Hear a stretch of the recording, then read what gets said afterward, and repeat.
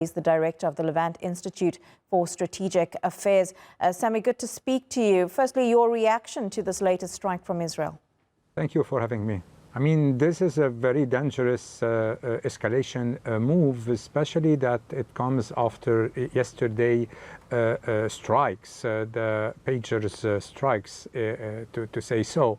And this marked a turning point, especially that Hezbollah managed this morning to retaliate on after these attacks that could be considered as a major blow for its defense system, because it shows how much vulnerable he is after these attacks. So it's not now we don't have enough information on who has been targeted today, but it seems like it's one of the high commander of Hezbollah, the man who replaced Fuad Shukr, who were at the top of Hezbollah military organization.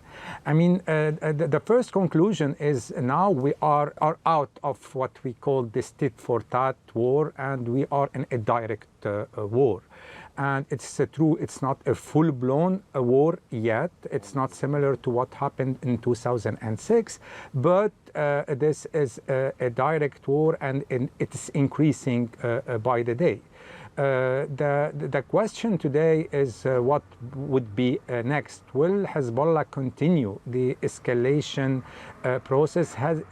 Does it have the capability to continue in this escalation process, or is this escalation track? Does he have is he ready for a full-blown war? Because it's true that he said that he doesn't want this war, but he's getting prepared for it. And yesterday, Mr. Nasrallah said he's welcoming Israeli military if they invade the south. So after today's target and yesterday targets by the Israeli military, who proved to have the technological upper hand, the question is Hezbollah ready for a confrontation? On the Israeli side, things have radically changed. From tit-to-tat war, from conserving these old rules of engagement, it looks like Israel have totally changed its approach of the Hezbollah file. Sami, why put it in this way? Why do you think Israel has done this now at this particular point? They've of course spoken about trying to get people back to the northern parts of Israel. Those people have been displaced since the war on Gaza started 11 months ago. But what do you make of the timing of all of this from Israel? Because now they have finished with the bulk of the military work in Gaza.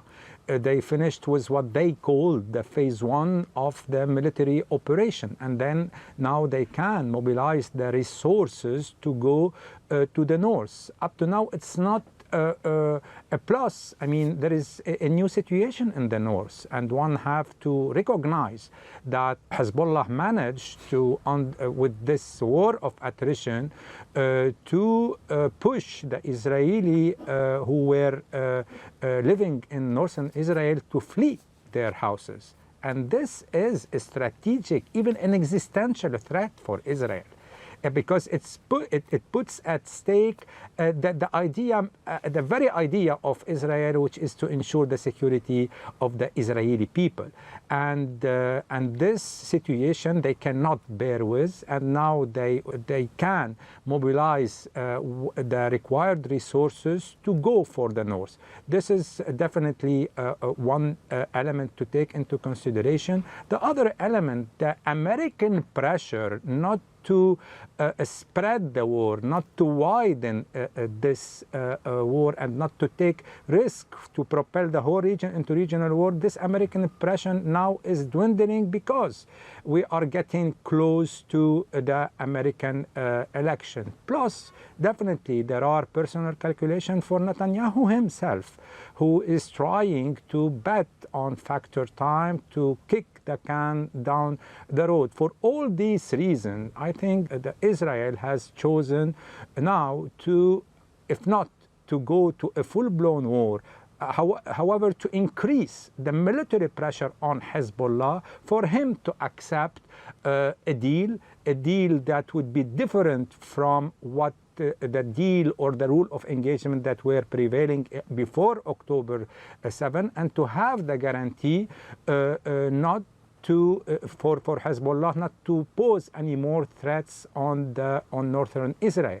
So this is the new equation Netanyahu was talking about. Now, I mean, they are putting the military pressure on Hezbollah to accept the terms of such a compromise or such a deal. Will Hezbollah abide by this new engagement? I mean, yesterday Nasrallah was very clear that he will not stop this war of support if there is no ceasefire in Gaza, and this is where the stalemate is. I mean, the positions of both parties are very far away. On one hand, and in a nutshell, you have one party saying that I want to change radically the rules of engagement, while Hezbollah is maintaining that he wants to keep the rule of engagement as it was prevailing before October 7. Both parties seem to be on complete opposite ends of what it is that they want and what they're putting out there. You spoke there about Hezbollah and their military capabilities and this added pressure on them. Do they have now the capabilities to take on Israel, especially over the last few days that seem to have been quite a big knock for the group? This is the $1 million question, and this is only Hezbollah can have the answer, has the answer on it, but he will not say it publicly.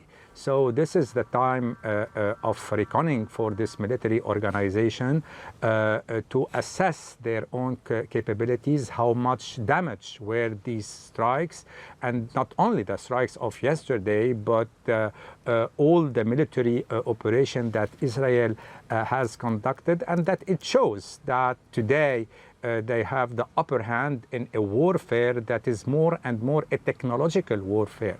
So here we have the ideology versus the technology.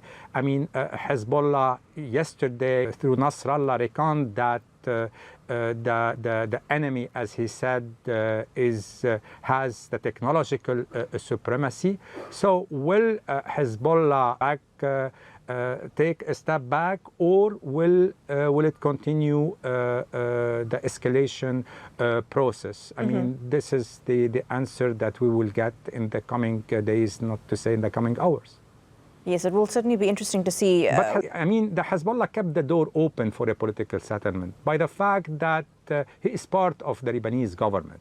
It's true that he has the upper hand in the Lebanese government, but he said, the Lebanese government said, so we can say Hezbollah said it indirectly, endorsed the Lebanese government's position, while they stated that they are ready to implement the 1701 resolution. The full terms of the 1701 resolution, this UN resolution that stipulates that Hezbollah should withdraw to the Litani River, I mean 10 kilometers from the borders, and to entrust the Lebanese army to control the security at the Israeli-Lebanese borders. Sami, how much is that political settlement you speak about linked to an eventual ceasefire in Gaza? Because it's been the idea that if there is a ceasefire in Gaza, if there's one that's agreed to, then Hezbollah will stop its attacks and vice versa for Israel. Yes, this is true from a Hezbollah viewpoint, but this is not true from Israel viewpoint. From Hezbollah, yes, he waged this war to support Hamas. It's an act of solidarity from what we call the axis of resistance, like the Houthis are waging this war of support for Hamas. However, in Israeli perspective, things are different. It doesn't mean that if they got a ceasefire with Hamas, the threat will be dealt with on the northern part. This is a different kind of threat. This is a different situation. The dwellers of the northern cities of Israel will not return back because there is a ceasefire in Gaza. They want guarantees on the Lebanese-Israeli borders that something similar to what happened in October 7 with those who were in the neighborhood of the Gaza that will not happen at their front door.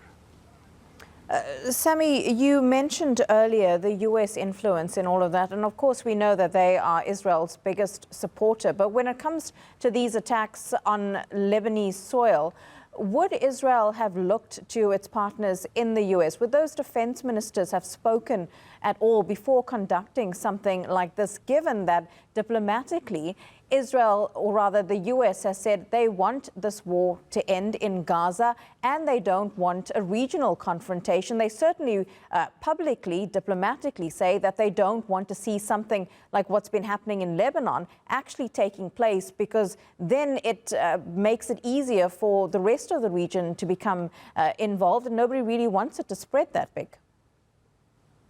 Yeah, it's true. This is the position of Washington. They don't want a new war in the Middle East. They have already a complicated situation in Ukraine. They have a trade war with China, and they can do without an additional war in the Middle East, with all the consequences of this war on their economy, on their national interest. However, they are not putting the pressure or enough pressure on Israel to stop this war. Why? Because we are in the middle of a presidential race, and both parties don't want to antagonize the Israeli lobby in Washington. And this is a bipartisan issue, the support of Israel. Maybe things have changed at the level of the new generations after what we have seen in the U.S. campuses, and with the students that they feel more solidarity with the Palestinian cause. However, on the level of the political establishment, we see a bipartisan support to Israel, and no one is ready to cross the red line and to take the crucial decision to stop sending arms to Israel. So until this move is taken, Israel will continue unbridled this war against in the region, and especially the war against the Palestinians. Plus, any confrontation with Hezbollah will drift the attention from what's happening in Gaza. What's happening in Gaza has alarmed, in a way, all public opinion all around the world. While the confrontation on Hezbollah is different. This is a confrontation with Iran that is not very well perceived by all the countries at the international level. When it comes to Iran and the Houthis, what sort of reaction do you think there will be from them to what's happening in Lebanon? They are, of course, the groups Iran, the Houthis, Hezbollah, call themselves the axis of resistance. Can we see any action from them? I mean, the Houthi, I think that they will continue to wage this, what they are doing today. I mean, but this will remain within limits. In that sense, it's not a direct threat to Israel. And they can disturb the trade movement inside the Red Sea, the sailing in the Red Sea. But it's totally different from Hezbollah, who is better trained, who has more capability, and more importantly, who has direct borders with Israel.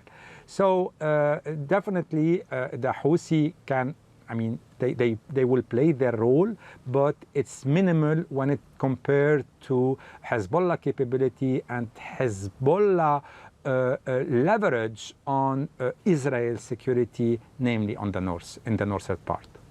Sami Nader, thank you so much for speaking to us live there from Beirut.